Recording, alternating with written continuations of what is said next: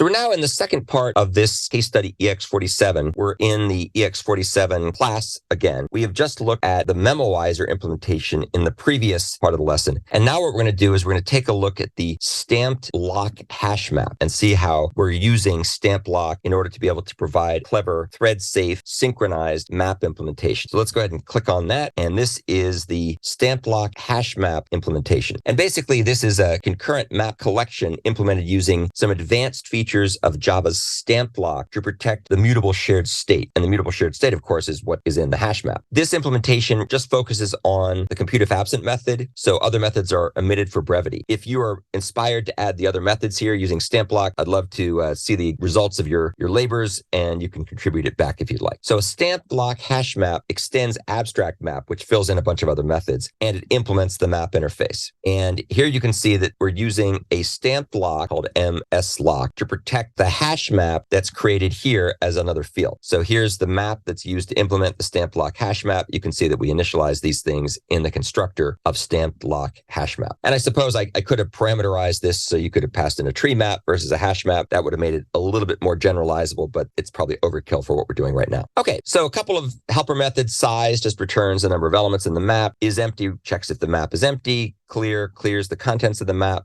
Entry set returns the entry set of the map. And then here's where things get interesting. This is the compute if absent method. Now, if you are familiar with concurrent hash map or map for that matter, you'll know that compute if absent is this cool atomic check then act method, which will check to see if the key is already in the map. And if it is, it'll just return the value. If it's not in the map, it's going to call this mapping function to atomically create a new value for that key, store it in the map under that key, and then return that value as the result of compute if absent. And it does this all atomically. Now, what we're doing here is, because we're trying to show off different features of StampedLock, we have this StampedLock strategy method that's coming out of the options singleton. And depending on what we've set it to, we're either going to use a right lock implementation, which is a pessimistic locking mechanism. We're going to use an optimistic implementation, which uses an optimistic read, which, as the name suggests, is optimistic. And then if we put a C, we're going to be using the conditional write optimization, and that's the adaptive approach. So we'll take a look at all three of these things here shortly. And of course, if someone gives a ridiculous lock strategy, we just throw an illegal argument exception. So let's take a look at the easy one first. The easy one for StampedLock is compute if absent write lock. And you can see compute if absent write lock has a key and a mapping function. And all it does is it acquires the lock for writing. As you can see here, it calls write lock, which gives us back a stamp. And if you watch the videos on StampedLock, you know, a stamp is basically just kind of like a version number, kind of like a timestamp in a way that indicates this particular instance of that stamped lock. And then down here with that lock held, this will not return until we get exclusive access to this region of code. This will then get the current value of the map that's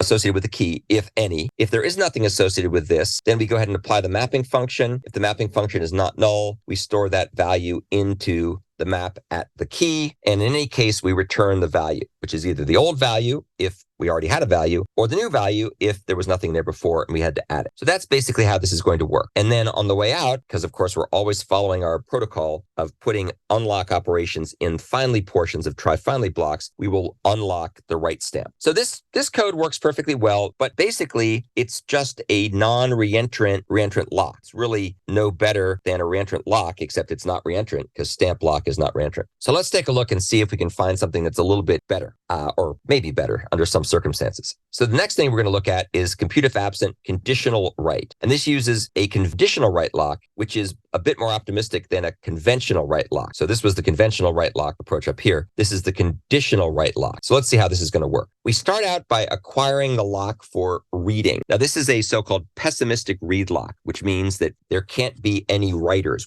It'll block until all the writers or any writer has gone away. So we've got a read lock at this point. So there could be multiple reads at this point, but there's no writers. Now, what will happen here is this code can be executed by multiple threads that share the read lock if multiple threads have acquired this for reading. So what we're going to do is we're going to read the value via the key with the read lock held. That's a perfectly reasonable thing to do. If there's already a value associated with the key, we return it. No need for a write lock. So we skipped out having to acquire a write lock. Whereas here, we had to acquire the write lock. That's why it's pessimistic. However, this is a pessimistic read lock, and we'll see what that means when we talk about the optimistic approach later. So now we're going to go into a forever loop. to avoid redundant code. And we're going to loop. It'll only loop a couple times, actually, in the worst case. And we try to convert the read lock to a write lock using try to convert to write lock, which is a non-blocking operation. And what'll happen is if we succeed, if we don't get back a 0, we were able to atomically convert that read lock to a write lock, in which case we have the exclusive access to this region of code. We apply the function, get the value, and if it succeeds, we store it in the map under the key, and we break out of the loop, and then we return the value, and on the way out, we unlock the lock, which might be a read lock, it might be a write lock. We don't know, we don't care, we just unlock it. We let the unlock method figure this out. So that's what happens in the happy path if all goes well. However, if we're unable to convert the read lock to a write lock atomically, then what we're going to have to do is we're going to have to unlock the read lock. So we're going to give up our shared access, and then we're going to have to block waiting to acquire the write lock. And at this point, now we have the write lock held. If we're able to get the value right away, we're done. Otherwise, we loop back around again and go through this same process and do the steps that are here. So a little bit more code, but you can see here that under some circumstances, especially where we're able to upgrade a read lock to a write lock atomically, especially if you have low contention, this should give you a win in many cases relative to this write lock code, which was very pessimistic and always assumed we had to get exclusive access. Okay, the third and final way to do things is using the compute if absent optimistic read, which uses an optimistic read lock, which of course is optimistic by its very nature. In fact, that's its name. It's an optimistic read lock. Signature is the same. You pass in the key, you pass in the mapping function, and then we're going to do a bunch of other things here to try to come up with some clever heuristics to optimize the performance. So we're going to initialize some local variables. We're going to initialize our stamp to 0, our value to null. We're going to come up with a maximum number of tries to do an optimistic read before we give up and fall back to another operation, basically a write lock or conditional write lock. And then what we're going to do is we're going to go through here for tries equals 0 to tries less than max tries, and we're going to try to get an optimistic read lock. Now, it's really optimistic read lock is kind of a misnomer because it's